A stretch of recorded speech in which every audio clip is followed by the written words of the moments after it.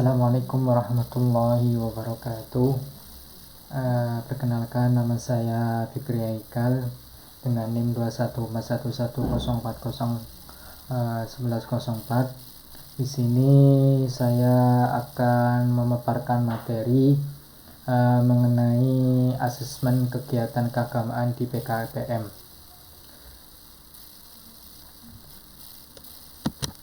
Pengertian asesmen. Asesmen adalah proses dalam penggabungan data dan keterangan serta menganalisa keperluan, kelebihan, kinerja, serta uraian peroleh perkembangan dan pembelajaran peserta didik dalam aktivitas pada institusi pengajaran.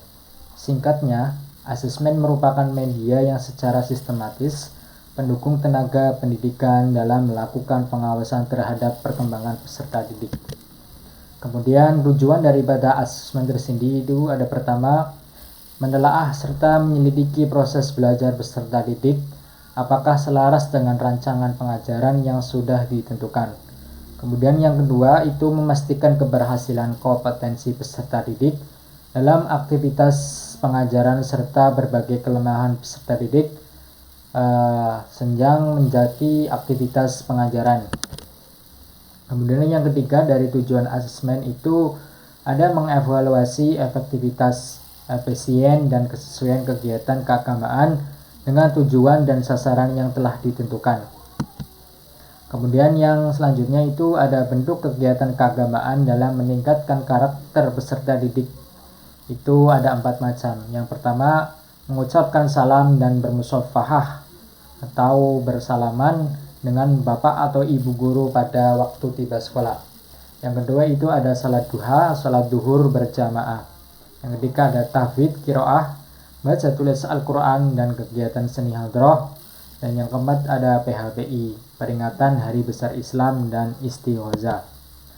Kegiatan-kegiatan tersebut tertera dalam Peraturan Direktur Jenderal Pendidikan Islam nomor DJ.1/12A Tahun 2009 tentang penyelenggaraan kegiatan ekstrakurikuler pendidikan agama Islam pada sekolah.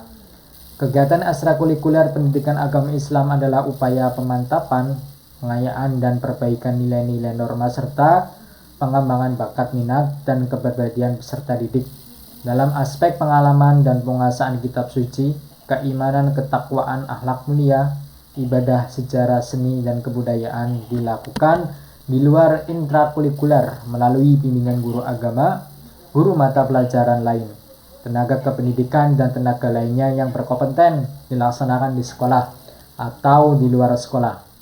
Panduan khusus adalah panduan yang secara khusus mengatur pelaksanaan jenis-jenis kegiatan ekstrakurikuler keagamaan di sekolah. Kemudian yang selanjutnya ada jenis-jenis kegiatan ekstrakurikuler keagamaan di sekolah. Yang pertama ada pesantren kilat, yang kedua ada pembiasaan akhlak mulia, yang ketiga ada tuntas baca tulis Quran, yang keempat ada ibadah Ramadan, yang kelima ada wisata rohani Islam, yang keenam ada pekan keterampilan dan seni, dan yang terakhir ada peringatan Hari Besar Islam atau PHBI.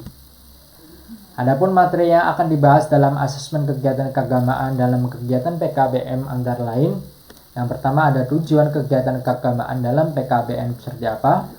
Yang kedua ada indikator keberhasilan seperti apa. Yang ketiga ada metode dan strategi. Yang keempat ada kurikulum keagamaan yang disusun oleh PKBM itu seperti apa. Yang kelima ada evaluasi dan monitoring. Yang keenam ada sumber daya dalam pelaksanaan kegiatan keagamaan. Yang ketujuh ada penyusunan program dan kegiatan, dan yang terakhir itu ada evaluasi serta perbaikan. Kemudian yang bab 2 itu ada pemetaan kegiatan keagamaan dalam PKBM.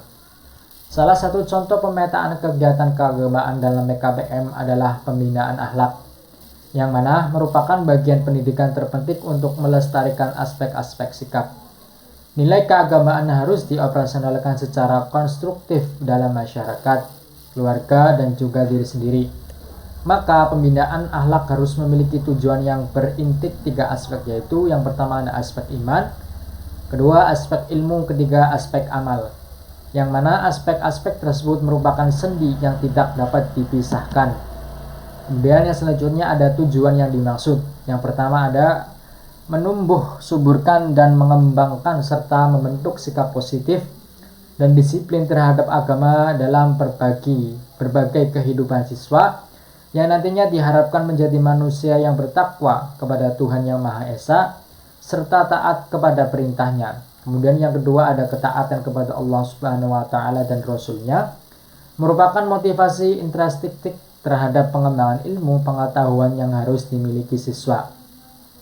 Berkat pemahaman tentang pentingnya agama dan ilmu pengetahuan, maka anak akan menyadari keharusan menjadi seorang hamba Allah Subhanahu wa taala yang beriman dan berilmu pengetahuan dan teknologi dalam mencari keridhaan Allah dan menambah ketakwaan.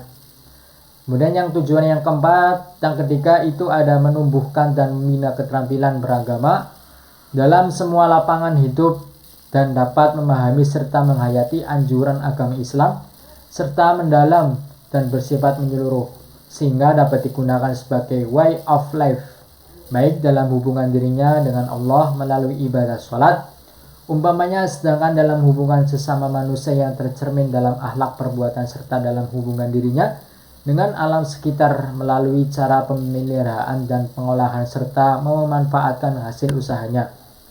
Dengan demikian, akhlak Islami adalah perbuatan yang dilakukan dengan mudah, disengaja, mendarah daging dan sebenarnya yang didasarkan pada ajaran Islam. Dilihat dari segi sifatnya yang universal, maka akhlak Islami juga bersifat universal. Namun, dalam rangka menjabarkan akhlak Islam yang universal ini diperlukan bantuan pemikiran akal manusia dan kesempatan sosial yang terkandung dalam ajaran etika dan normal. Contohnya adalah dalam pusat kegiatan PKBM, Bina Insan Mandiri seperti sebuah jendela.